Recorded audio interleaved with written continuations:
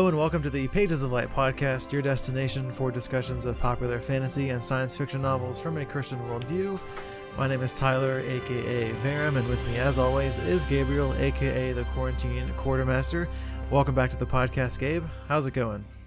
Oh, well, 2023, we're rolling, so things are good. Yeah. State testing is over. I think it's kind of a lull right now before I gear up for spring testing. So things are good right now. It's good. Yeah, I work at a church, as you know, so we're gearing up for all of our Christmas Eve services because as of this recording, they are about to start in a few days. So yeah, it's going to be busy. Going to have lots of people coming to church and hearing the good news of the gospel. So it's always a good time to invite people that you know to a Christmas Eve service. So wherever you're listening from, if you're going to a Christmas Eve service, invite someone you know and family members or friends or, you know, somebody who might be on the fence about Jesus. And, you know, one of these services might be the thing that spurs them on to a new relationship with God. So that's my encouragement to in the spirit of, as we always say, share the gospel with somebody every week. That's an easy way to take someone to an event where they will plainly hear the gospel spoken. I would hope so, if it's a Christmas Eve service at least. So, yes. And if you're listening to this in January when it drops, you will have like a whole year to figure out who you were bringing to church. That's right. I'm just now remembering that these aren't coming out until January. But that's true. You have a whole year to think about next year's Christmas. Or you can just invite someone to Easter, because Easter will be on the horizon in a few months. So, or just think about Christmas for a year. Whichever one you prefer. Or just invite someone to church regularly, just on a random weekend. So. Yep. There you go. I just completely blanked on like when this was actually coming out. So. Yep. Well. Tyler's just jumping in on the Christmas stuff. Here we go, baby. Gabe was just letting me. I don't know what would be the phrase, like you fall under your own sword or something. He's letting me just take the hit. No. Look, you're sharing what you from the heart, what you think people should be doing. So I'm on board with that. Christmas is just on my mind, so that's all I got right now. All right. Well, yes. Make sure you go follow Pages of Light on social media if you want to see what else is happening with Pages of Light. You can check out our website, pagesoflight.com, and see the other podcasts and stuff that we have going on over there. And, of course, in this episode, this is going to be part 2 of our exploration into manga with Vinland Saga. So we did chapters. So we're doing the first hardcover book, which is volume 1, as it was originally released. So for this first hardcover that we have here, this is chapters 1 through 5. That was the first episode, and then this episode now, part 2, is going to be chapters 6 through 16, which is also known as volume 2. So that will be this episode, and I really did enjoy the first half of the book, and I'm looking forward to talking about this second half because it has some pretty cool scenes and some good major themes to talk about from a biblical perspective. So did you enjoy this your first foray into the manga world with this with Vinland Saga? Yeah, I would say so. It's I held my book up here, and it's because this is, I think, the first physical book that I've read for the podcast. So it's kind of a special place in my heart. We got the Vinland Saga, book 1. Yeah. Volumes 1 and 2 in the book. So, yes, I enjoyed it. Yes, it was a good, way to get into reading. So, if you're listening and you're not, a big reader, I think that this is a great way to get in. Because, reading a manga and graphic novel are pretty close. Yep. And so I feel like this is great because it tells a good story. It's, it's nice to have like the animations to help your brain kind of process what's going on, and not too difficult. I think Tyler and I both poured like less than 10 hours, less than 8 hours into the book, and we were able to finish it. So it's definitely a good entry point if you're like on the fence about getting back into reading. So I can recommend it in that way. Yeah, for sure. I have a lot of I used to do a lot of comic book videos on the channel. So if you go back and look at some of our older videos, then you'll see a bunch of comic book reviews that I did, and there's one in particular that I really enjoyed. It's called The Last God, Book 1 of the Fellspire Chronicles, and I did a video about that whenever the hardcover release came out. So if you're a big fan of like Game of Thrones and like dark fantasy, then that would be a really good book, comic / graphic novel to check out. It's a good read. So that's my plug. I'll put a link to my video somewhere up there and in the description. Yes.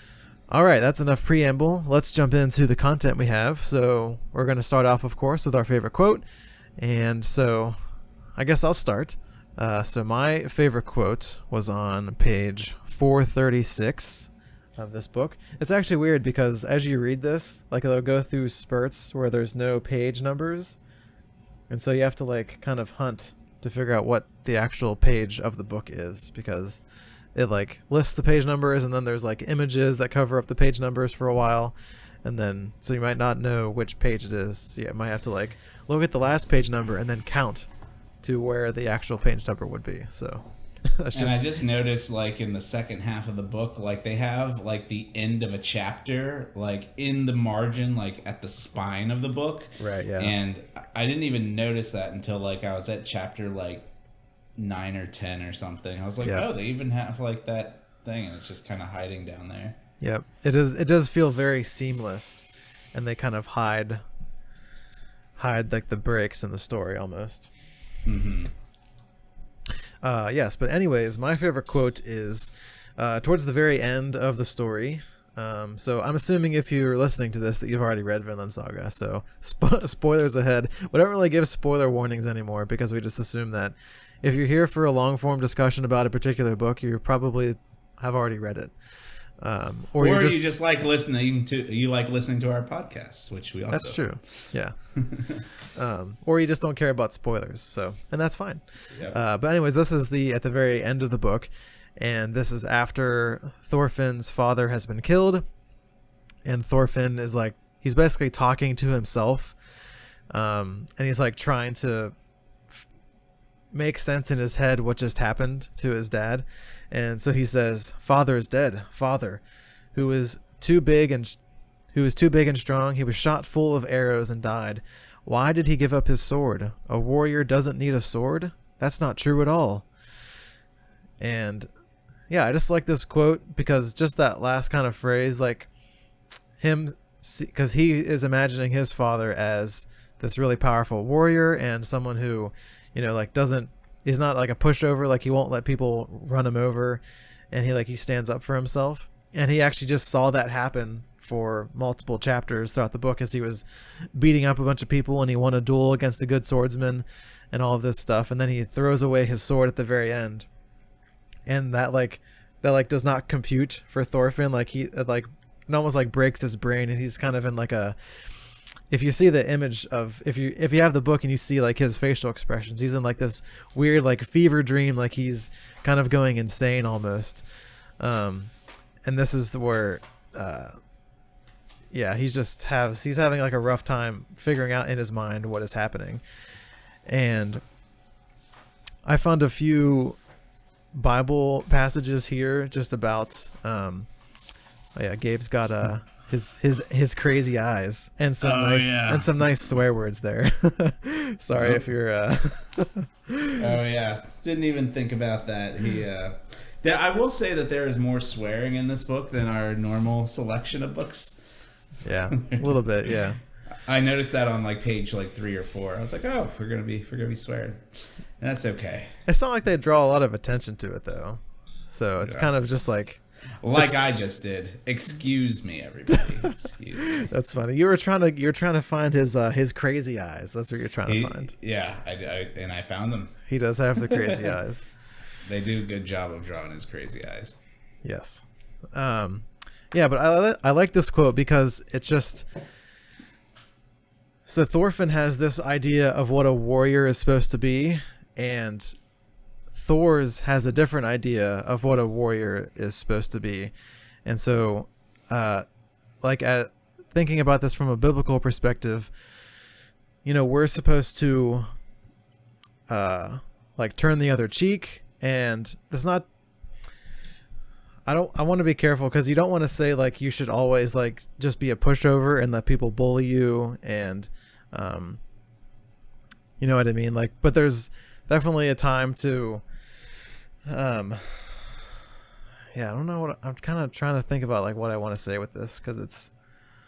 Well, I think it's it takes discernment and wisdom to understand how to respond in a certain situation. Because as Christians, there is a truth that we need to stand up and proclaim. And yes, and it's often difficult to react the right way. And part of it, if you're reacting to something, you're probably not putting a lot of thought into it. You want to respond to situations and not react to situations. Right. Because in that moment between a reaction and a response, you have choice. If you react, you're not giving yourself the option to, you're just letting your emotions run away with you. Right. And so you want to respond to situations. And I think what you're saying is that, we don't fully understand where, the Bible would support us standing up for our rights, by physically defending ourselves. Yes. And, we're not teachers on the Bible, and we don't, we haven't fully wrapped our heads around that yet. But we are young in our million-year walk with God. So, right. We'll, and beyond. So we'll figure it out somewhere along the line, and we'll share it with you, hopefully. Yeah. But I do think there is this kind of truth of as a Christian, you're not necessarily called to be a physical warrior. You're called to be a soldier in God's army, and you're fighting in a different battle than one physically here on earth. And I think of the missionaries who are killed overseas just for being Christians, and they're not taking up arms against the people against the rulers of those nations who want to do harm against them. If they get captured and are imprisoned, they go out boldly and proclaiming the name of Jesus, and they're not doing it with a sword, but they're doing it with the name of Jesus.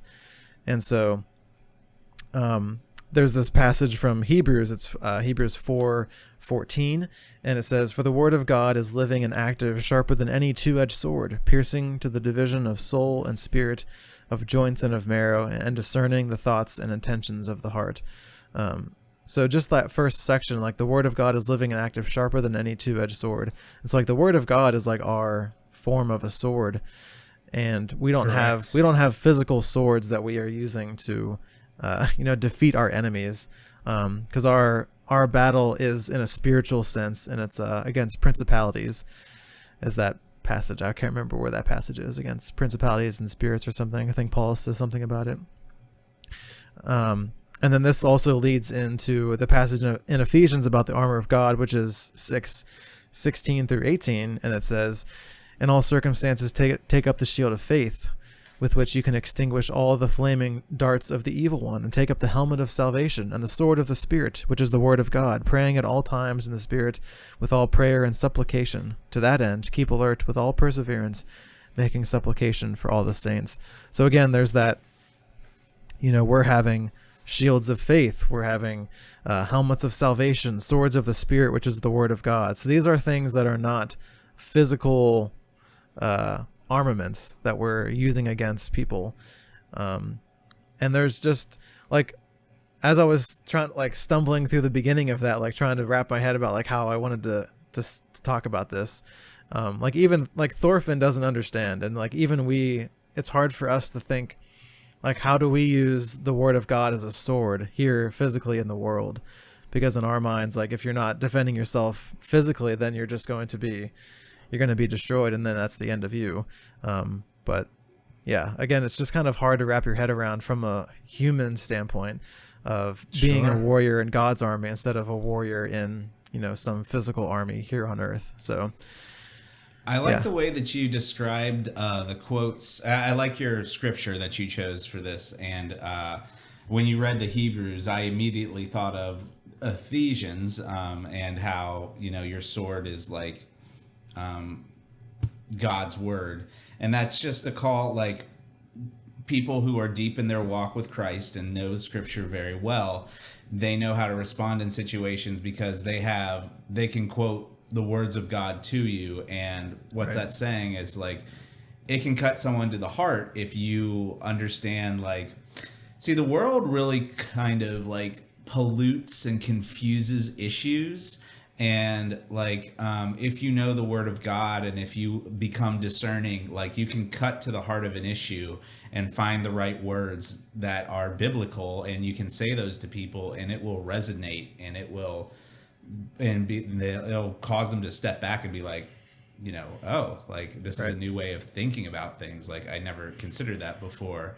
And I know that I've done that like on a few occasions, and it wasn't like adversarial. It was just like, I was talking to someone about following God, and like, she's like, I just got the chills right now. It's like, obviously that resonated with her on like an emotional level. Yep. And then, I also had this kid one time that I was a substitute teacher for, and I said, hubris isn't flattering to him. And because he was just kind of being a little like loud and boisterous in class. And then like a year later, when I was still substituting, he like saw me in the hallway and like came up and talked to me for a second. But I just feel like sometimes I say the right things at the right time, and it really like causes people to like sit up and pay attention. And I think that's, all good things come from God. So hopefully I'm channeling some godly things that I can share with others. Right. So yeah, I just to go back to your quotes, I immediately thought of the sword and how we are able to use that if we follow God's words. So thank you for sharing the scripture, Tyler. Yeah, for sure. All right, so that was mine. That was my favorite quote. What do you have for us there? So yeah, my favorite quote is kind of between two characters. It's between Thor's and his son Thorfinn's. And he says, "Who are you going to kill with that sword?" And like, the little kid is like, "Enemies." And he's like, "And who are your enemies?" Halfdan, maybe? Listen to me, Thorfinns. You have no enemies.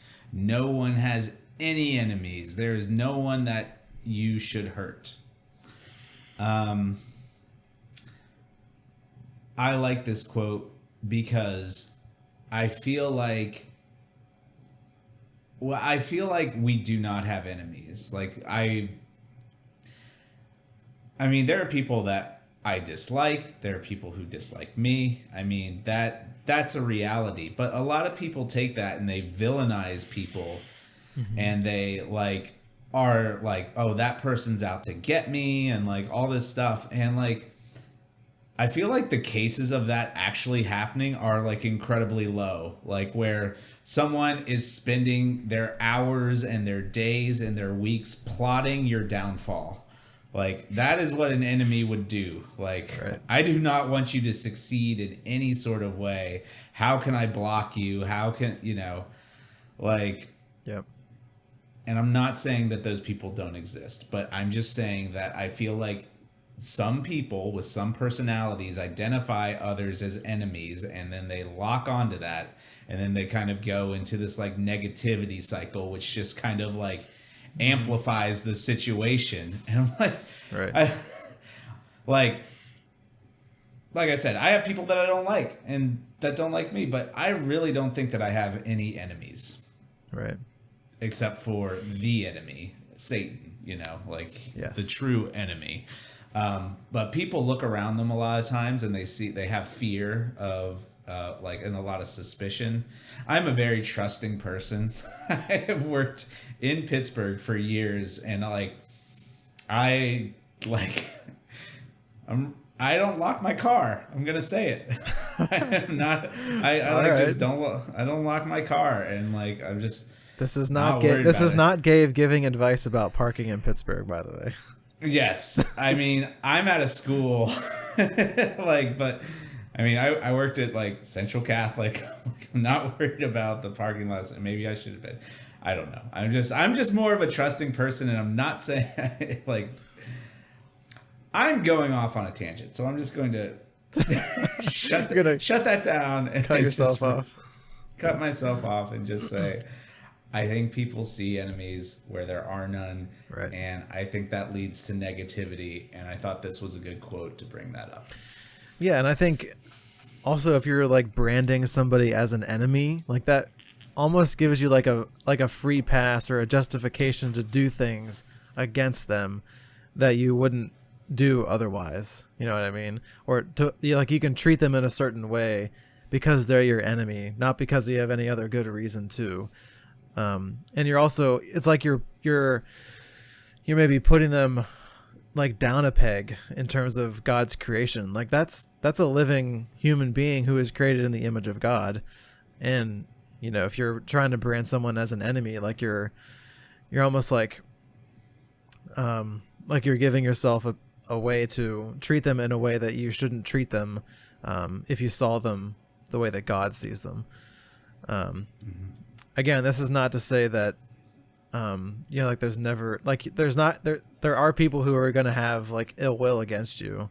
And there are times to stand up for yourself, and, Satan does have control of this world, and he is controlling, people who are doing things in the world that are against God, and we should stand up against those people. And, those, like Gabe said, that's the true enemy. So things that Satan is doing and controlling, we should be against those things, but we shouldn't inherently just be against people because we don't like them for some reason, or they slighted us at some point in our life and now we're holding a grudge, branding them as our enemy because we're just mad at them for something. Which is unbiblical, because we are called to forgive 70 times 7, right? Number of times. Yes. But yeah, I mean that's a good quote, and again, that's one of those things where, Jesus says we're supposed to turn the other cheek, and that's just countercultural because we want to have justice. And I think we talked about this in the last episode, or maybe we talked about it in one of the Crimson Campaign episodes about Tamas trying to get his revenge and justice on Nixlaus, and same with Thorfinn trying to get his revenge and justice against Askeladd in this book. So justice is for the Lord and not for us, and you may or may not be satisfied if you get that justice in the end. It might be hollow. So that's the good word. Right. Cool. Yeah. Good quote, and good discussion around those. If you guys have a favorite quote from this section of the book, leave it down in the comments. We'd love to chat with you about it. And yeah, very good. Let's just jump into some book discussion now.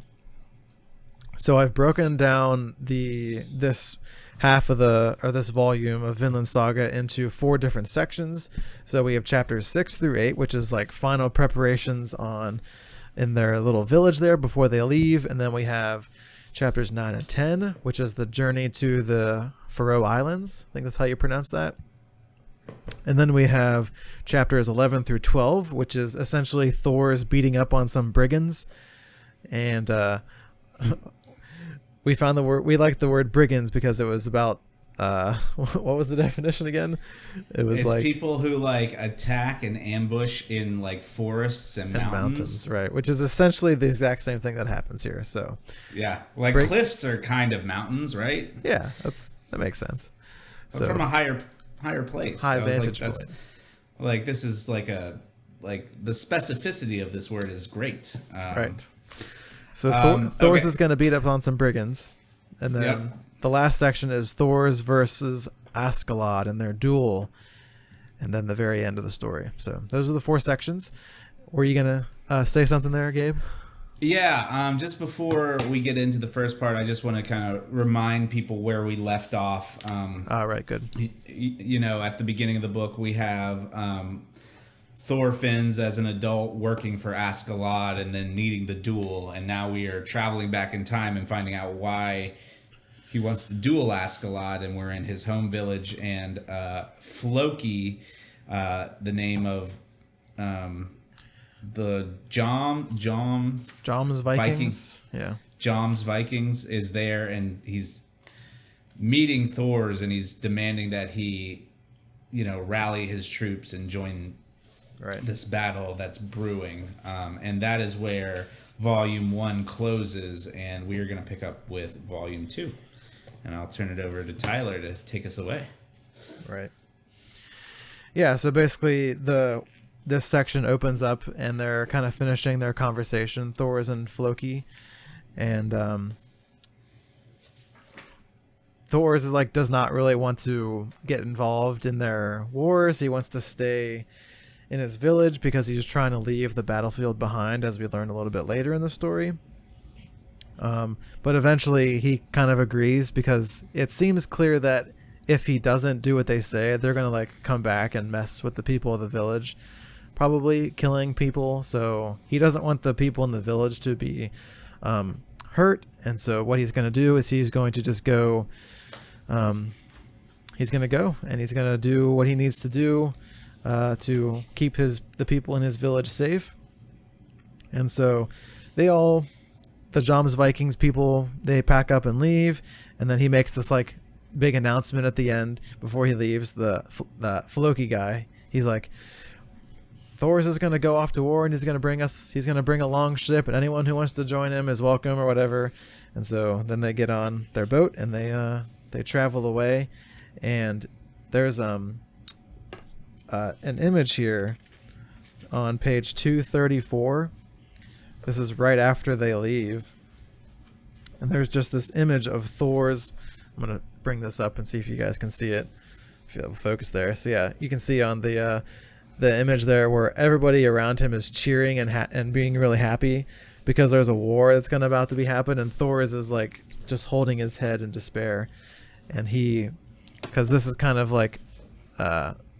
there's a major theme in this book, which is really just focused on this section here, and then a little bit towards the very end, where all of the young, the reality of war, and all of the young men are super excited about war because they want to, get the glory, and they want to have make a name for themselves and all of this kind of stuff. And they think that it's, it's exciting to go to war. But Thor's, who's, a battle-hardened veteran of war, as we find out in a second, he understands the reality and the brutality of war.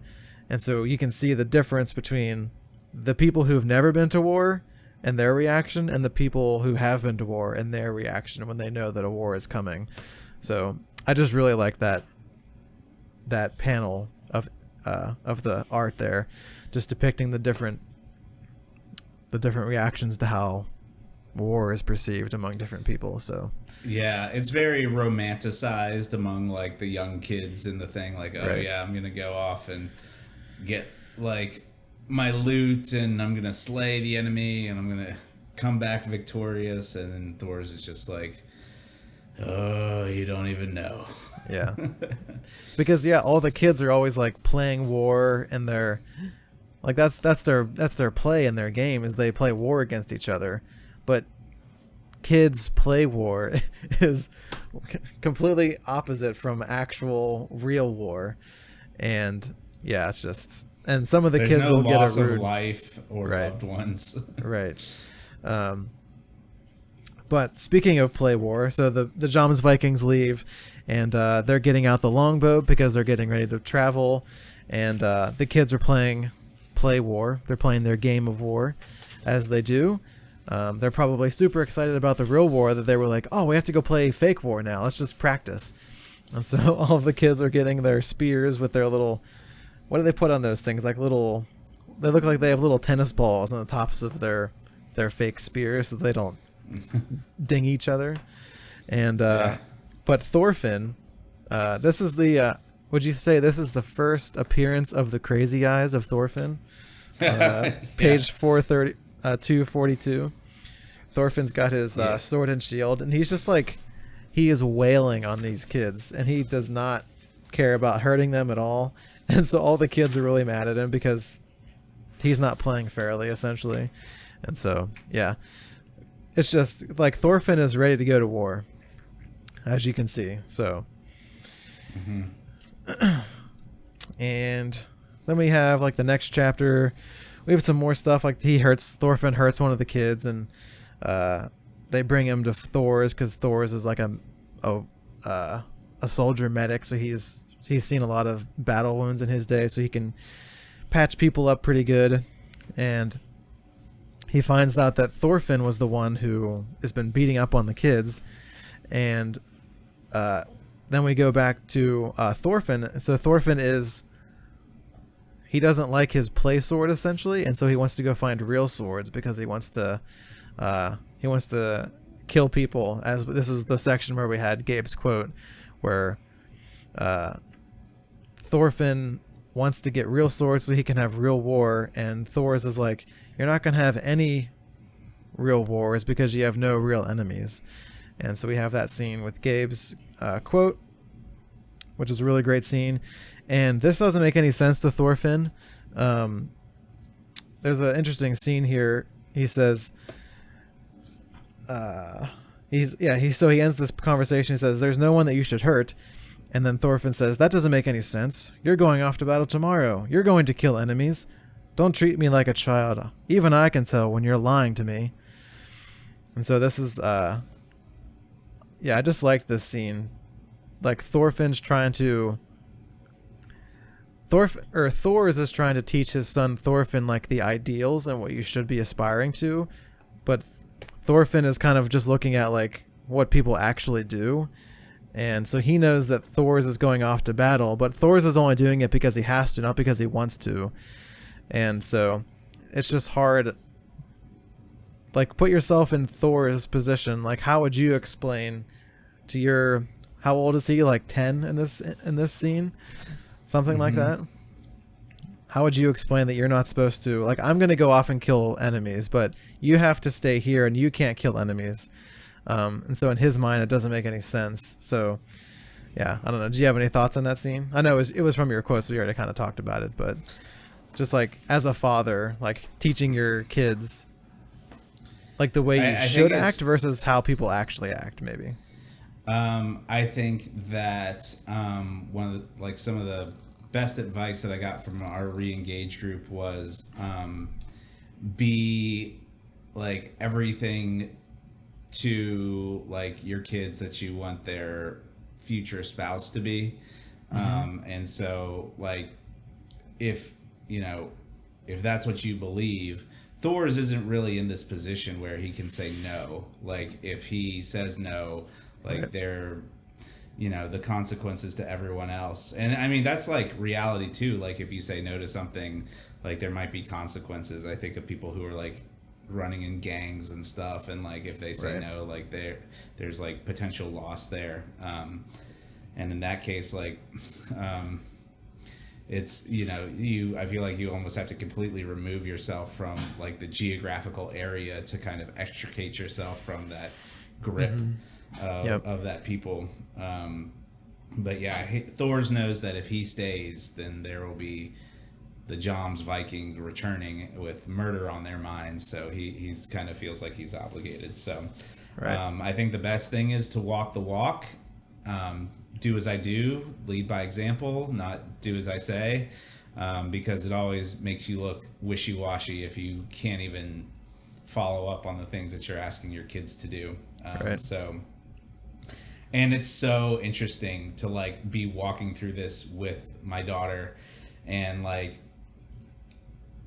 seeing the behavior that I don't want in her and like explaining how how she should be framing it in her brain, and to kind of like coax the right like response out of her, and she responds beautifully. Like this, my child has such a like a Holy Spirit like guiding her like all the time. Like I just feel like she is learning like important life lessons even at 3.5 years old, like discerning like you know like when something appropriate to do and when it's not, and like she's learning delayed gratification, like if we do this then we can't do that, so let's do this now, sort of things. And it's you know, if I'm more organized for my second child, I'll try and be like Piaget, who studied his three kids and their stages of cognitive development, which is like sensory motor, pre-operational, concrete operational, and formal operational. Formal operational happening around like 12 years old, where they develop like abstract thought, and like sensory motor being the first 0 to 1. My kids lovingly called it the eat, sleep, and poop phase of life, where that's literally all you can do. So there's a large gap between that phase of life and then like the formal operational stage, where you like starting to understand abstract concepts like anarchy, you know, like so yeah, so it was fun to have like my foundation in developmental psychology as an AP Psych teacher, and then like seeing, you know, my daughter develop object permanence. Like, oh, if it's under the blanket, like it still exists. It doesn't disappear from the universe. And just watching those cognitive stages as she like ticks through them. Very, very, very interesting. Yeah. Side quest complete. Piaget side quest. Nice. We did it. We came back. Yep. Okay. Sorry. Continue. Yes, continue. Thorfinn's. So, yeah, Thorfinn's kind of mad, and so he runs off, and he's like hiding essentially.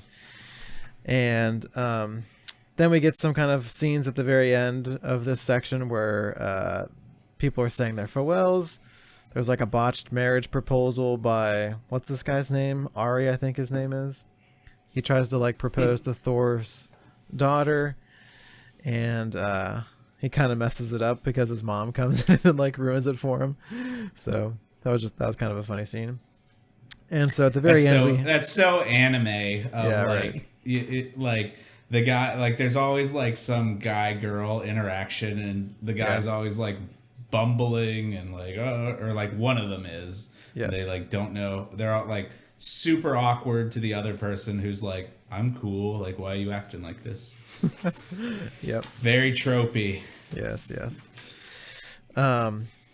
But yeah, so at the end here, Thors is calling for Thorfinn because he's about to leave on the boat, and he hasn't said goodbye to his son.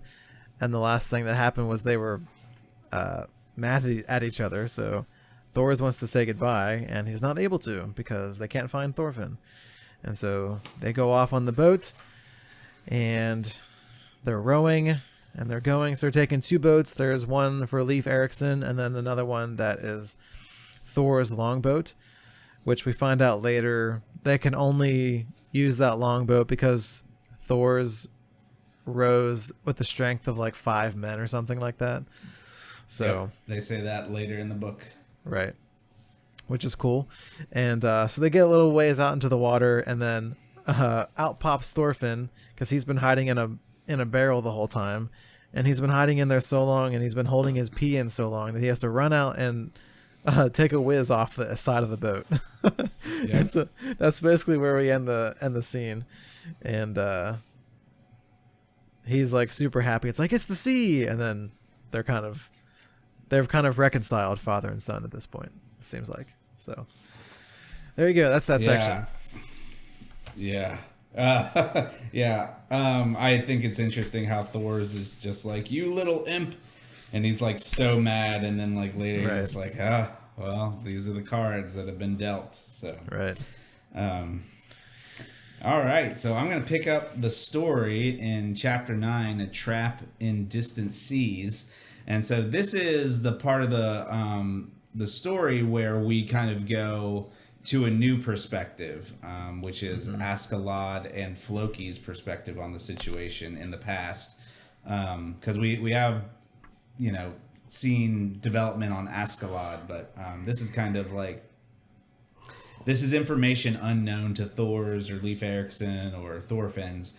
And so we open up with these raging seas in the North Atlantic Ocean in the Faroe Islands. And there's a monk with like a chain and a cross around his neck, and he's tied to a post, and Askeladd's men are just wailing axes at him and like making fun of him. And they're like, "Where's your lord now?"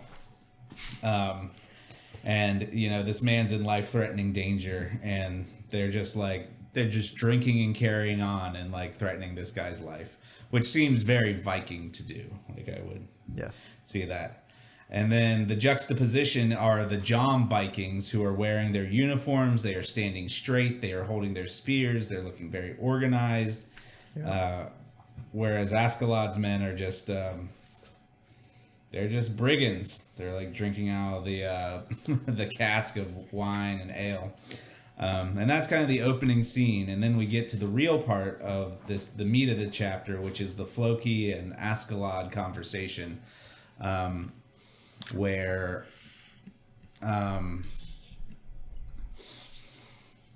Floki wants Thor's killed for deserting the Jom Viking. How many years ago is it? Is it like... It was like 15 or something? Yeah, it was like 15 years ago that he deserted. Yeah. And so it's about a negotiation, and it's just kind of this, like, Askeladd is very like nonchalant. That's the word I want to use. Like, he's just like leaning back in his chair, sipping on some wine. Yeah. And Floki is like, "You need to kill him." And he's like, and Askeladd is like being all nonchalant. And I really like the artwork in here. What page is this? 298. I like this whole scene. It's non-verbal communication. I like how it just ends with like this glare. Yeah. I thought that was funny. I like when they use like the onomatopoeia, like glare. Yeah. Or stare. I always find that funny. Because Askeladd is asking for double the amount that Floki was going to give him. So he's like, "Are you kidding me? We're going to have a stare down." Yep. And then the spear enters the tent where they're conversing. And it passes like within inches of both of their faces. And he's like, "Oh, you keep it down out there, you scamp," Askeladd says to, the word scamp just, it's just... Is that what he called him, scamp? I think he did call him Oh, yeah, scamp. he said, "You scamps almost hit me." Yeah, that's true. He did say that word. I just find that word interesting. I feel like I should use it, but I also feel like it's demeaning to whoever you're like... You're not a fully developed person. I'd have to look up to the definition of scamp. I don't remember what that would be. But anyway, it's revealed that they kind of were... They knew that Floki had a man up his sleeve to... I don't know. I think we discussed that if the conversation went sideways, he'd attack Askeladd. But after Askeladd leaves the tent, Floki reveals that the spear went right through one of his warriors and killed them, like, basically instantly. Yep. And Floki's like, they're more than just talk. Yep. So back on the ship, so we're going to move forward, and we're back with Thor's. He is delivering a sound spanking to Thorfinn's for sneaking onto the boat. So this is part of, don't spare the rod. I don't know if we can totally justify this. We have decided we're not going to, spank our kids.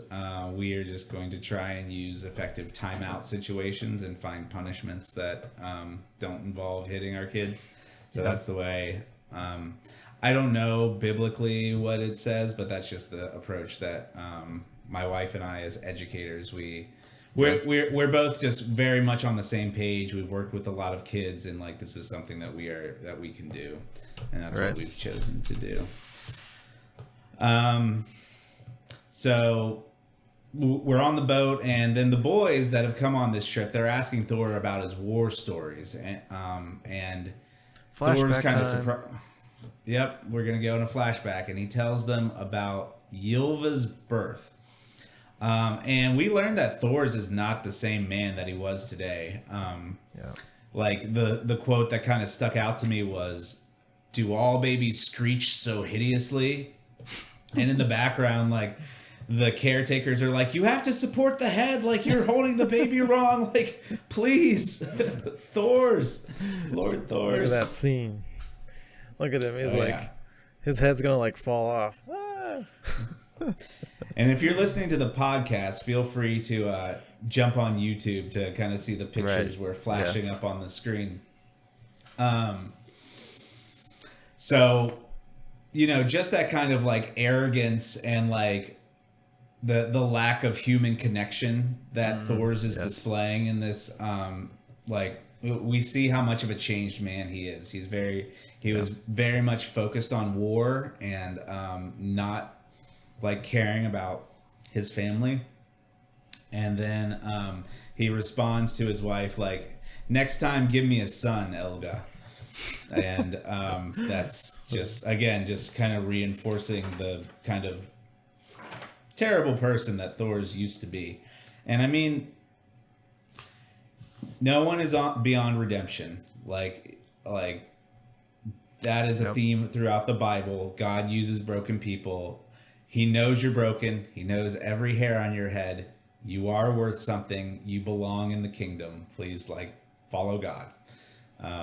So don't let your past sins and the situations you're in now prevent you. Don't think you're going to get good enough for God because you think you can do it, but you can't. You can't. You're human, and you just can't walk without sin. So don't. I used to remember thinking when I do this, then I'll be ready to accept God. You just got to do it. Just got to jump right in. Okay. So now we're going to reach the Faroe Islands. We have our two boats. We have Thor's boats, the long boats with the boys on it. And is Leif Erikson by himself, or does he have a crew? I don't really know. No, I think he's got people with him, I think. Because, if you think about it, you can't really operate a boat. Yeah, there's people on each of the boats, so yeah, I think they have a crew. They just don't get any cartoon time. You just kind of see Leif, and they don't really reveal his crew. Yeah. So, Leif has been to this part, to the Faroe Islands before. He's looking into the distance and he kind of notices that the houses are missing. He's like, what? This is strange. This isn't the same as it was last time. And he sees that these houses have been destroyed. And then, to use Tyler's very astute word, the brigands spring their trap. Askeladd's men throw down wood and housing material to prevent the two ships from leaving. So no one is thankfully injured, but now they are trapped in a cage. And that's where I'll turn over the storytelling to Varum. Yeah, here we go. So this is where we're gonna get some action. So they're trapped and they can't get out, so that leaves them no choice essentially. Because I think at the very end of that section, they're like, something doesn't feel right here. We need to back up and get out of here. And so because they were making their way to turn around, that's when they sprung the trap. And so because they knew that something was off here, based on Leif's good insights because he's been there before. And so yeah, they spring their trap and then they show up with their boats. And then you have Askeladd here with all of his guys, and they're basically gonna come take him, and they say we're here that we're here for Thor's, and Thor's is gonna do his best to protect all of the people on the boat, because like he can defend himself because he's a battle hardened warrior, but all the people that he's with are basically like a Super Saiyan. Right, yeah. If he's we're like gonna go. He's a super soldier. He rose with the strength of 5 men. There was a thing at some point in this section. He's like, there's 30 guys. He's like, it's not unheard of for me. As if it was like this, I can take on 30 guys like nothing. It's no big deal for me. So I just really like how in this section they really show how powerful Thor is as a warrior. And so they like close in on him, and Thor's realized that he has to take the fight to them because he doesn't want all the kids to kind of get into the battle, and so he's gonna jump onto their boat. So he like does this like super leap thing, and he jumps all the way onto their boat. And right before this, though, they're one of their Askeladd's, like, I don't know what you'd call him, like one of his leader people, captains or something like that. He's like, I'll take him on because we can do it. And he's eating this like weird looking mushroom thing, which is, as we find out, is a berserker mushroom. And so this is where some kind of little bit of the fantasy elements will find their way into the story. And so this gives I don't know if did they give this guy a name? I don't remember. Doesn't really matter what his name is, but yeah, he's like a sergeant or something. He's like above, like he's the boat captain maybe of this second boat that Askeladd has. Yeah.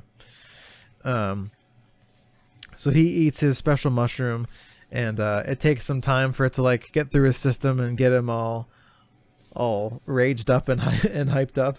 And during that time, Thor jumps over, and he just like he jumps over, and he's just like wrecking everybody on this boat. And he's not even using his sword; he's just using his fists. He's punching them, kicking them, snapping people's arms, like all this stuff.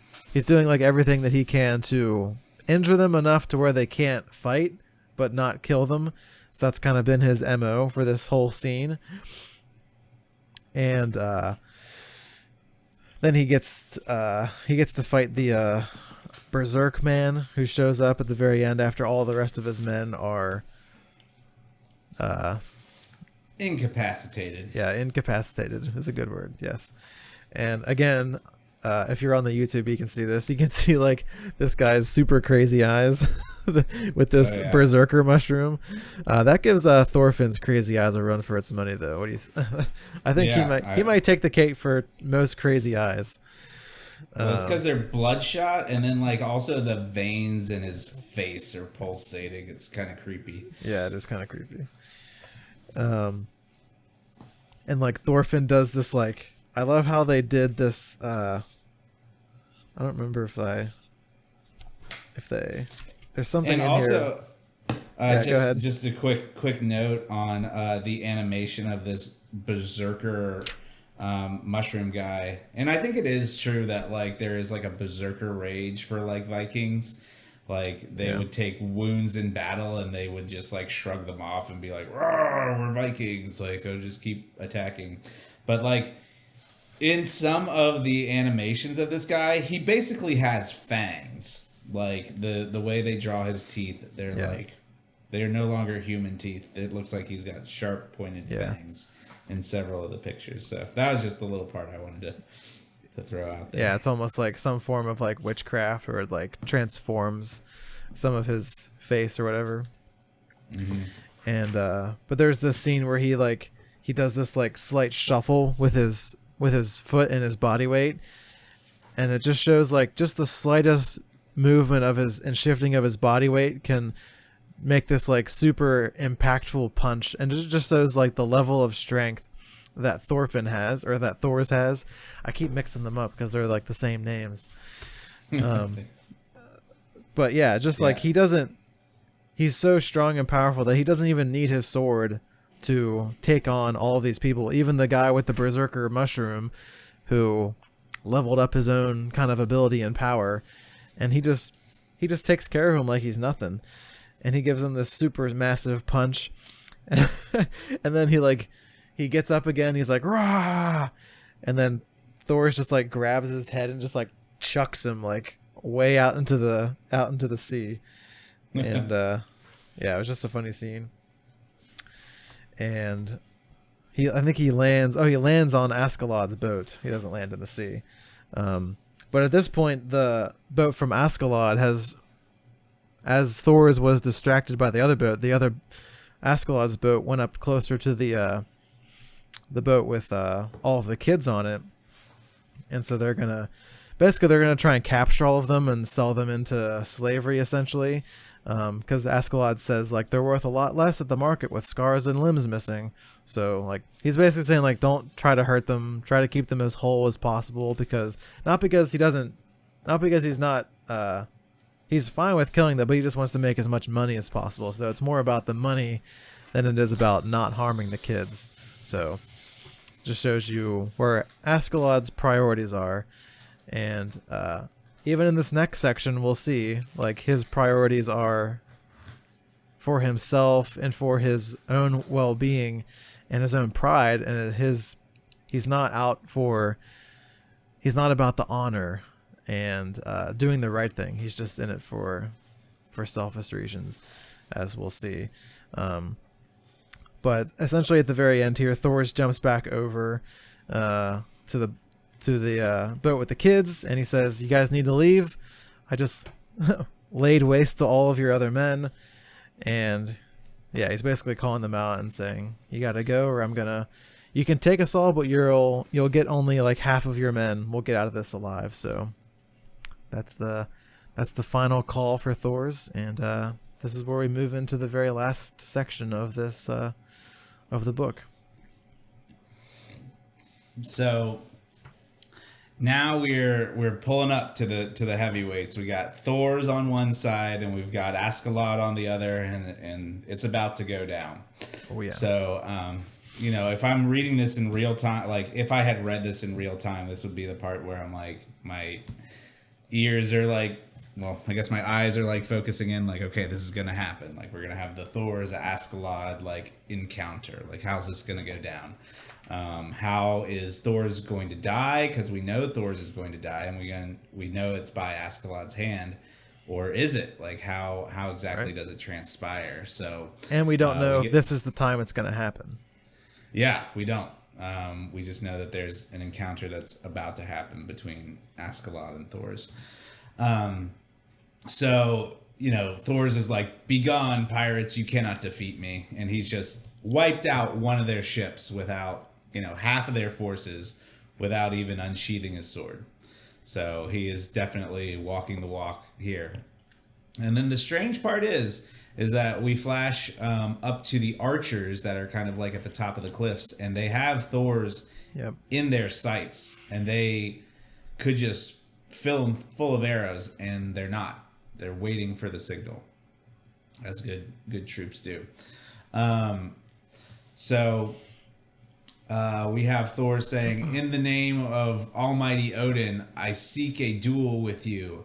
I win, you leave, or you refuse, and you'll get a dozen slaves at thrice the price, or thrice the cost." So this is Thor's like ultimatum to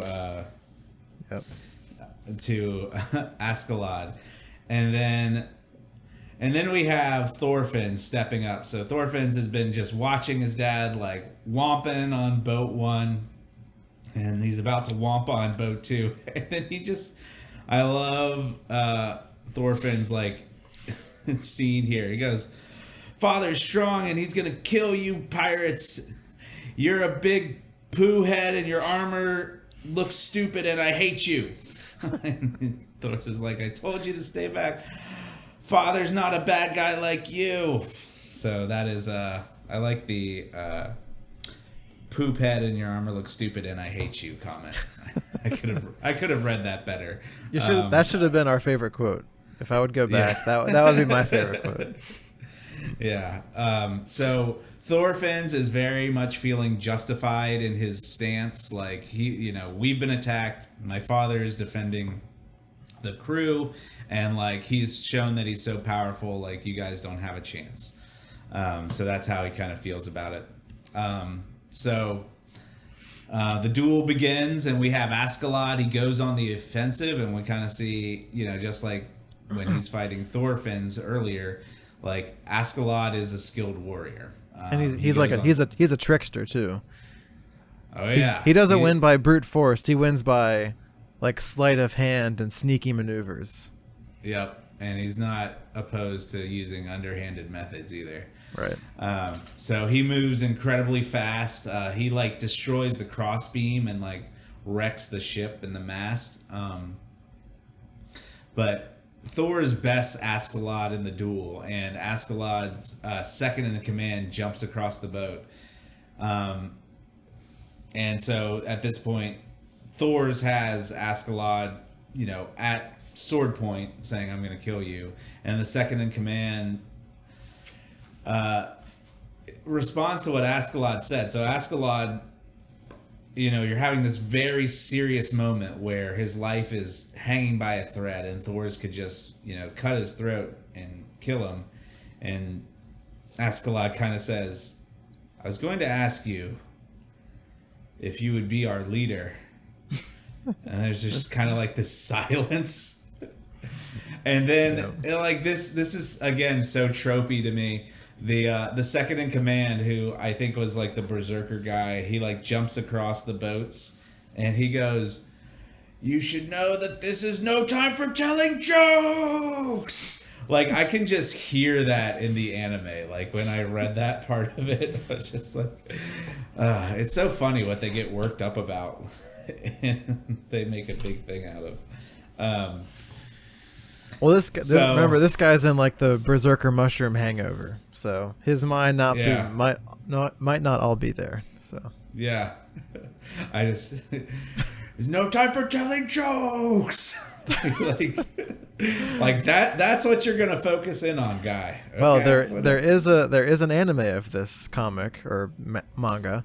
So maybe after we get a few hardcovers into the story, we'll go back and we'll watch the anime and we'll give our thoughts on it. And then we can see the actual how they depicted this character. I wanna see the jump and the leap and the saying for telling jokes. I want to hear the voice acting for that part if it makes it. And I want to hear it's so tropey it has to. I want to hear Thorfinn tell Askeladd that he's a poo head. That's a good one. Oh yeah, that'll be a good one. All right, so berserker guy with like the big, bruise on his forehead, very easily captures Thorfinn and has a knife to his throat, and so now the tables have turned and Thor's no longer has the upper hand. I watched a Criminal Minds one time and they talked about how to coerce people, and it's like violence, the threat of violence, or threatening like a person close to the person who you want to do something. So we're in this situation where Thorfinn's is taken hostage, and so they are able to coerce Thor's into doing what they want. So they force Thor's to throw his weapon away, and Askeladd gives a signal to the archers after this happens, and Thor's is just filled full of holes. We have this kind of art of him just standing there with it's like the opening of chapter 16 after he gets hit with all these arrows, and Thorfinn's is like, "Father!" And he's such a man's man because he's like pierced so many times with all the arrows, and he just stands there very stolid and filled full of arrows. Yeah. You wanna make a little allude here to your favorite series? It's a Boromir death. Well, like Thor's takes it to another level because he got pierced with like triple the arrows. Boromir only had 3. They trying to one up my favorite book series of all time. I don't know about that. Yeah, and they are similar in the fact that they both take forever to die with all these arrows in them. That's true, and they're both saving Small people. Little people. There you go. Yep. We got it. Lord of the Rings reference complete. I thought you were just gonna say this is basically the same thing as Lord of the Rings over here. I mean, it is basically. Well, I guess they're trying to paint a picture of how powerful Thor's is. Like, it takes this many arrows, and even this many arrows still isn't killing him outright. You know. And he's not even doubled over in pain yet. He's like, he's demanding of Askeladd that he honor his word, and right. That the other guy needs to drop the boy, and so at this point Thor's is free, and he comes over and hugs his father, and at this point one of the boys on the boats thinks he's gonna go be a hero and goes after Askeladd, and he just gets whipped. Yeah, Askeladd's just like, no thank you, and delivers like a sound punch to the kid's face, and he's just like, okay, well, that encounter's over. And so, we fade to black here, and we come back into Thorfinn's, and then we have the reemergence of the crazy eyes, where I showed it earlier with the swear words. Yeah. And so he is crying, he is bruised, snot is coming out of his nose, and he's got the crazy eyes going on. He is not a happy camper, and he's saying to himself, like, my father is dead, but he beat them. Why is father dead? Oh. And, excuse me. And so we learned that this is a boat, because you had Leif Erikson's boat and you have Thor's boat. And we learned that Thor's boat is being tugged behind Askeladd's boat. They've taken it to get some money out of it. And they're all drinking and carrying on. They look back and they're like, what is that? And then there's Thorfinn standing on the bow of the boat, just like, glare, like earlier, like the glare. And he's just like silent and determined. Yep. And then then he's outburst. yelling. Yeah. Then the outburst comes. How dare you? How dare you kill my father? I swear I'll kill you. I'll kill you. I'll kill you. I'll kill you. I'll kill you. I'll kill you. As he slowly like goes crazy in his own brain. Yep. And then like, but look at those eyes. Just those eyes, and then like even the crew is just like, they're all sweating and like staring at this little kid. They're like, he's just a boy, but look at those effing eyes. I'm not gonna say the F word, but that's what they say. Yeah. And he's just like, he's got the crazy eyes going on. And then ultimately Thorfinn's is sad because he's lost his father.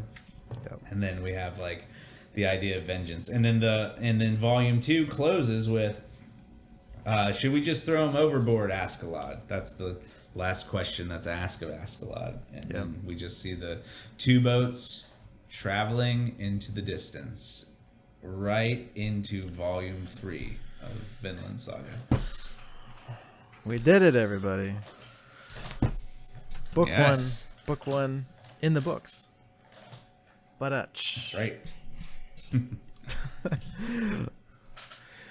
Yeah. I thought this was a great first entry in this book. I loved the whole kind of arc. We get the beginning section where we have Thorfinn as he's older, and we get some scenes of what's going on, and then we get the flashback to him as a younger kid, and we get to see why he is the way he is in the present day in the first half of the book. So it's a very good complete story, and you kind of get it's a good setup for what's to come, because you now know the important backstories for a lot of the characters, particularly Thorfinn and Askeladd, and so you know why there's so much tension between those 2 characters, and so now we can move forward. I assume we're going to get more details about, how he was, because he's a lot older now, and at the beginning of the book, And so there's been years that have passed since this incident happened at the end of this book. And so I'll be interested to see, as we talk about like book 2 or like the next story predictions, like what are you hoping to see? What do you think is going to happen? I think we're obviously going to get some more flashbacks about like how he was raised with Askeladd, like were the relationships, did they heal at all? Where there's some kind of forgiveness, and then there was like a going back on forgiveness, or like, how was the whole dynamic? Because it's been years, so there has to have been some kind of story and events that happened during that period to the point where Thorfinn is still out for blood versus Askeladd. So yeah, I'm just looking forward to seeing like how that whole story kind of plays out, and just to see like going forward how long does it take Thorfinn to get his revenge, or will he ever get it? So those are the things that I'm interested in seeing in the next volumes here. What about you? Yeah, so there's obviously like, I kind of almost see, and I don't know if this is true or not, volume 3 and 4 being like a continuation of this part of the storyline. Okay. Where we're going to see Thorfinn's as a young kid. Right. But I don't know, like, are we going to go back to quote unquote the present? So we have a few things. One, what's going to happen when news of Thor's death reaches the village? Like, how will the village be affected? All right. Is Halfdan going to make a move against the village? What is going to happen to Thorfinn's? My guess is he is going to be put up for slavery. They mentioned slavery earlier, and I think that Thorfinn's, he's just this kid, and he's on this boat. They're gonna subdue him and like say, we're gonna sell him and make some money, and then that is like a closed case. I don't know about that. I don't know about that, because I think they were going to leave him to die. So if he doesn't die, maybe they'll just take him in. Oh yeah, maybe they maroon him, or maybe like they just keep him around and say like, he can't hurt anybody if he doesn't have, anything. And and they're all seasoned warriors. They're not like the boys, like they could, that he was wailing on back at the village. Like they could keep him in line. But if he gets a knife, he will definitely hurt somebody. Well, we have to see him. We have to see him training at some point. Like he's gonna get way more skilled with his blades. So there's gonna have to be somebody who trains him. Is that gonna be Askeladd who trains him? I don't know. It might just be his natural talent. Like, because in the village, he was like stepping up his game, and no one was teaching him. He was just wailing on all those kids.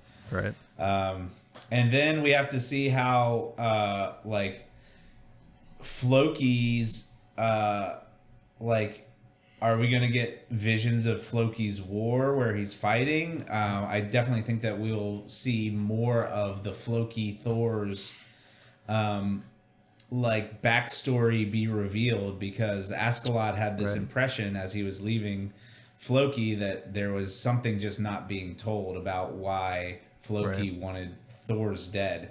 And so I feel like maybe there's some sort of betrayal going on.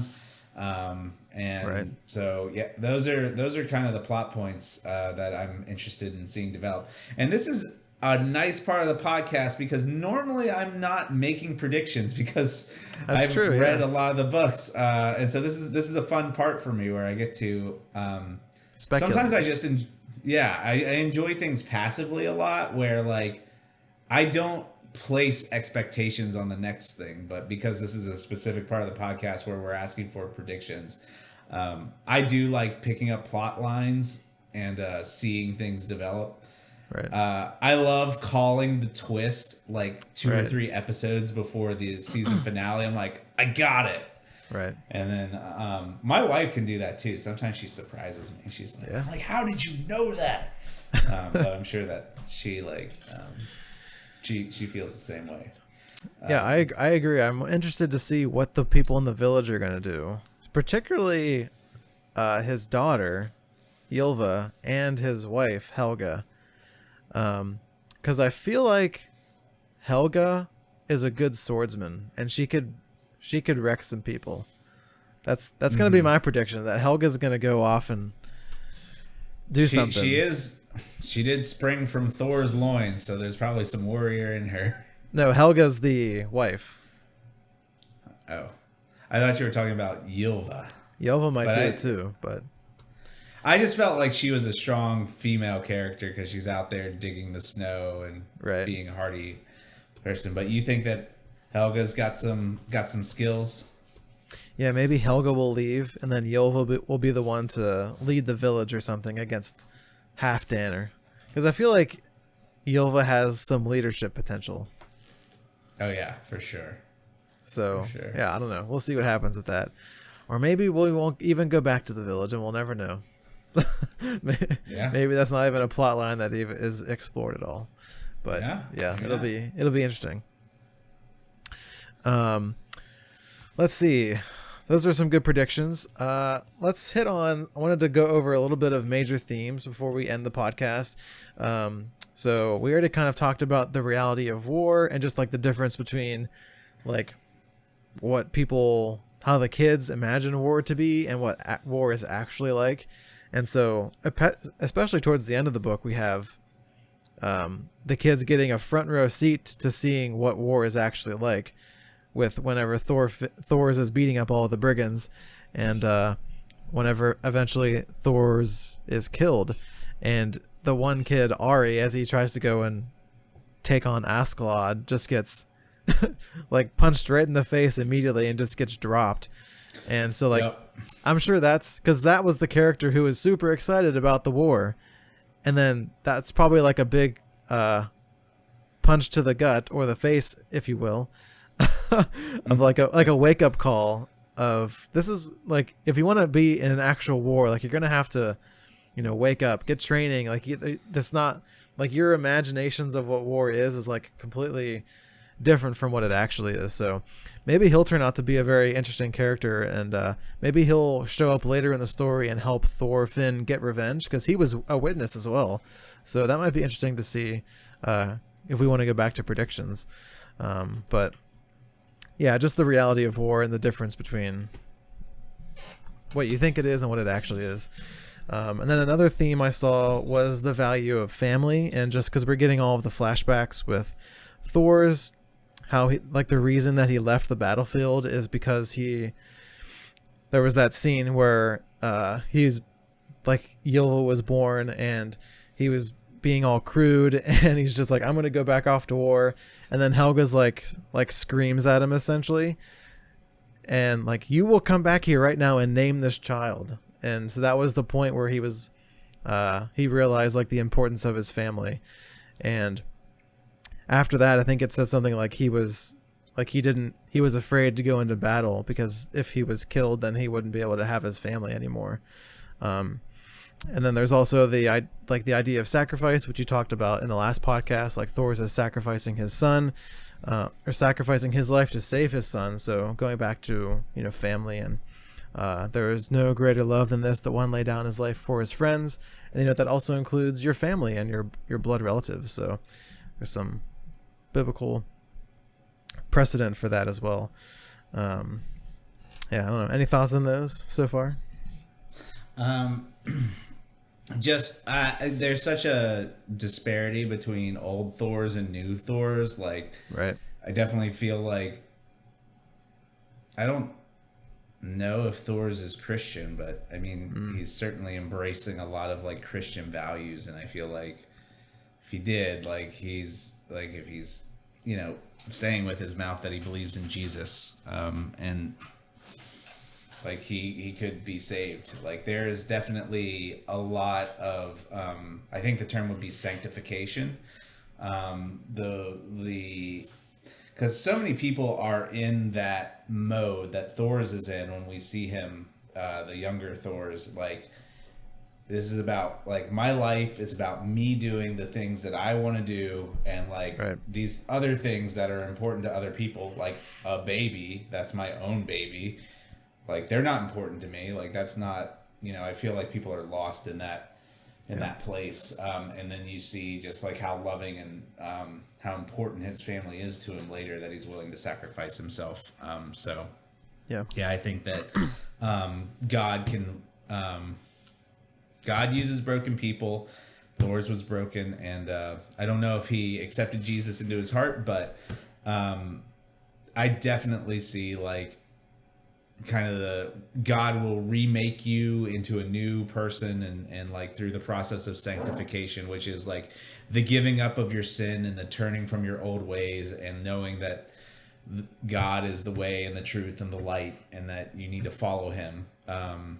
And that can turn your life around. And I think we see that in Thor's, even if it's not Christian, but that's what happens when you follow God. And this pastor once said, like, when you're following God, like for the first time, it feels like you're going in the wrong direction. And I didn't fully understand what that meant, but I was like breaking ties with like things that have been such like an integral like part of my life. Like I used to have a mouth like a sailor, and now I don't swear like very much at all. And like I dropped some friendships, and I didn't understand it at the time, but like I do see God's blessing in my life, and I feel like I'm trying to build my house upon the rock as it instructs you to do. If you build your house on God's word, like you will withstand more things. You won't be, your foundation won't be built on the shifting sands. And I feel like I'm trying to build my house upon the rock. So God can do that for you if you're listening. So yeah, follow the Lord. Yeah, indeed. And we talked about this last podcast, but Leif Erikson seems like he was converted to Christianity. And there's a comment in this story about him talking about communion and they need wine. And he's like, there's meaning in the wine or something like that in this book. So maybe Leif Erikson converted Thor's. We'll never know. We'll see. Yeah. Cool. Very good. Another theme I saw in this is just the idea of betrayal. And we see this scene shown in Floki basically betraying Thor's, because Floki comes to Thor's village and he's like, hey, we need you to come to the war, and it'll be great. You're gonna come and you're a really great warrior and we need you. And there was some bit of threatening with it, where it's like, you need to come or we're gonna like come and kill your people in your village. But it didn't seem like there was any ill intent on the part of Floki. Like he actually wanted Thor's to come to the battle, because obviously like Thor's is a really great warrior and would have been a great asset to the war effort. Yeah. And so it's interesting that because Floki obviously knows him from past experiences, and so he knows how good of a warrior he is. So the fact that he would go out of his way to make this betrayal and to have him killed, it does point to something there is some probably underlying thing happening with that. Whether that was directly from Floki, something between Floki and Thor's, or something there's a superior who's ordering Floki to do this. So there could be something else in the works that's behind the scenes that we're not privy to just yet. I feel it feels personal. I don't know why I feel that way, but I feel like there was something that happened between Floki and Thor's that just kind of made Floki like not like Thor's anymore. Yeah, maybe. I don't know. And we'll have to wait and see. Only time will tell. That's right. And then the other scene we see with betrayal is Askeladd, who betrays Thor's after losing the duel fair and square. So Thor's challenges him to a duel, and he accepts this duel. And even though he loses the duel, he still doesn't honor the code of the duel. And if you lose, you're supposed to do what you said you were going to do. And so there's just that idea of betrayal. And you had a proverb here that you had told me about, and you used this like a certain phrasing, and the only phrasing that I could find with that translation was the message. So I love the message. I'm like, people think it's like Christian light or something, and I just yeah, like, I want to know what God is trying to say to me. So I like to read the message first, and then I like jump through some others. Like I like ESV and NIV, but right, like if I want to like get into the Word and like feel like I kind of understand what it's like trying to tell me, I like the message. yeah. So what was your passage here that you picked out for this section? Yeah, Proverbs 11:15. Whoever makes deals with strangers is sure to get burned. If you keep a cool head, you'll avoid rash bargains. Um, and that just reminds me of us selling our house, because the people like that we were selling to were strangers, and they Right, made the process so difficult and stressful, and like we thought that they were going to be easy to work with, and they just like every time like we were like, oh, we might be able to like change something, or like, or like, and they were just like demanding a lot of things be like fixed and upgraded, and then they're like, well, we want you to use certain people because we don't want it to cost a certain amount of money, and it was just like so stressful. And then on the opposite side, the house that we currently live in and the people we were buying from, wonderful people. Just like, oh, you need us to switch the date of the closing? No problem. The other side was like, if we switch the date of the closing, like we're going to change the amount of money that you're going to get because of the compensation for the housing and all this stuff. And it was like, okay, we're obviously not going to talk to you about changing the date. We're going to go to the other side and ask them if it's okay. And they're like, whatever you need, like bring your stuff over and like leave it in our garage before you own the house. Like we'll leave you some furniture here. Like just right. such nice people. But yeah, this like the whole idea of bargaining with strangers, like I never really thought about that, but like keep in mind, like, do you really know someone? Like bargaining with strangers, just Yep. be aware of that, people. Just like, when are you bargaining with strangers? And Right. if you are, be very wary and very careful. Right.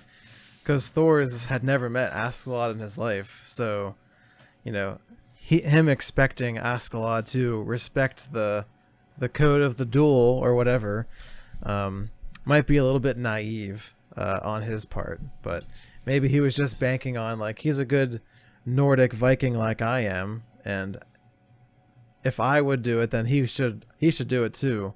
But that was the flaw. Just because you would do something doesn't mean somebody else will treat you with the same respect. So Yep. yeah, and the passage I had here was just the passage of Judas betraying Jesus. This is in Mark 14:43-46, and it just says, "And immediately while he was still speaking, Judas came, one of the 12, and with him a crowd of swords and clubs from the chief priests and the scribes and the elders. Now the betrayer had given him a sign, saying, 'The one I will kiss is the man. Seize him and lead him away under guard.' And when he came, he went up to him at once and said, 'Rabbi,' and he kissed him, and they laid hands on him and seized him." So I just like that picture of Judas is in the middle of betraying the Son of God, and the sign is going to be a kiss, which is like the most intimate form of like friendship between two people. And so just that juxtaposition between an intimate sign of friendship, a kiss, and what the action that signifies is the betrayal. I just like that really crazy juxtaposition. So there may have been, with this book, maybe there was a really good friendship between Floki and Thor's at some point, and then there was some fracture in the relationship, and now there's some kind of betrayal there. So it might be interesting to find out later on. So yeah. And then finally we had the sacrifice theme, and I had a passage here, John 15:9-13, and this is just talking about the sacrifice of Jesus. It says, "As the Father has loved me, so I have loved you. Abide in my love. If you keep my commandments, I will abide, or you will abide in my love, just as I have kept my Father's commandments and abide in his love. These things I have spoken to you, that my joy may be in you, and that your joy may be full. This is my commandment, that you love one another as I have loved you. Greater love has no one than this, that someone lay down his life for his friends. So, classic Christian biblical passage on just like how Christians should act towards one another, and just the idea of sacrifice and laying your life down for one of your friends is the greatest form of love. And we see Thor's embody that at the very end of this book. So that's definitely him embodying some biblical ideals there, as Gabe mentioned earlier. So yeah, there we go. Any final thoughts on those? Yeah, I was going to touch on your sacrifice theme here. Just that sacrifices can be big and sacrifices can be small, but they are signs of love. I think about the times that I respond like not in the kindest way to my wife after like a long day, just like being short and not willing. And you know, like when I do those things, I am sacrificing like my own comfort, or you know, just like even those small things, they are signs of love, and they are, you know, you have to fill up the love bank in relationships. You know, I think of what are the 5 love languages: touch, acts of service, gift giving, time, quality time, and I can't remember. words of affirmation. Right, words of affirmation. Good. Yep. Sometimes it takes a little bit more to be that loving and kind person, and those are sacrifices that, like, as you start making them, they will, like, right, like you will see returns on the love that you're putting out in those little sacrifices. So right. Even the little ones are important. Like, you don't have to lay down your life. Like, we are not called very often to lay down our life for someone. But there are little things, little sacrifices that you make in your marriages and in your relationships that allow the other person to feel love. And don't forget to do those and show your love to your friends and family. Yeah. And show your love to your pets too. Yeah, as I'm doing with Luther. If you want to see Luther, you go to the YouTube and watch the video. Yeah. I hope he's not. I hope you didn't get like an earful of him purring like halfway through there, because he was sitting in between me and the computer purring. So okay, I didn't hear anything, but we'll see in the final edit if it makes an appearance. Yeah. Maybe I'll boost the volume so we can hear Luther purring. We'll see. All right, that's gonna do it for this episode. Yeah, I really loved this book, and I'm looking forward to reading more Vinland Saga in 2023. And the next podcast after this is going to be like what's the next podcast after this? So these are all coming out in January. So yeah, we're going to be doing the Autumn Republic Part 1. So we're going to be finishing the first Powder Mage trilogy. So yeah, I'm excited to finish that series. Looking forward to seeing how that's going to be end. Yeah, I'm just looking forward to see how everything's going to be tied together and end, and where all of the characters, like where their stories are going to end up, and if it leaves room open for sequels, because I know there's a second trilogy, but I'm not sure how many of the characters in this series are going to make an appearance in that series. So don't spoil that for me. We'll see what happens as I read it, and yeah, so I'm excited to see where that goes. We will be reading more Vinland Saga in the coming year. We had a podcast go up earlier at the end of December that was just like a 2022 wrapped and a 2023 plan. So we kind of outlined all of our goals and stuff for the coming year, and so I'll leave a link to that podcast in the description if you want to check out what we're going to be planning to do for 2023. So there's definitely going to be more Vinland Saga and some other books coming down the pipeline, more Wheel of Time, and some newer books as well that we're planning to do. So yeah, looking forward to 2023. And Vinland Saga has been a good start to the year for sure for the podcast. So yeah, I'm excited. You can check out Pages of Light on our website, pagesoflight.com, and also follow us on all the social media platforms. Go subscribe on YouTube if you want to see the video version and all the other videos that I've put up on the channel. And if you want to support us, you can go leave a review on the podcast on Apple Podcasts, and I think you can leave reviews on Spotify as well. So go leave a review there as well. And yeah, that's going to do it. Any last thoughts, Gabe, on Vinland Saga or 2023 or anything?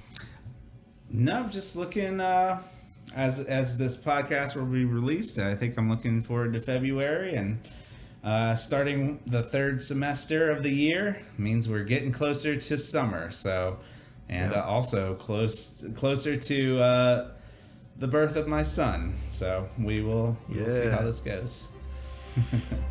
Yeah, big year for Gabe. So everybody can be praying for him if you're listening. So give Thorough Gabe up a prayer so everything goes well with that whole process. So all right, that's going to do it. Thank you very much for watching or listening, everybody. Remember to keep reading and to share the gospel with somebody this week, and we will see you guys in the next episode.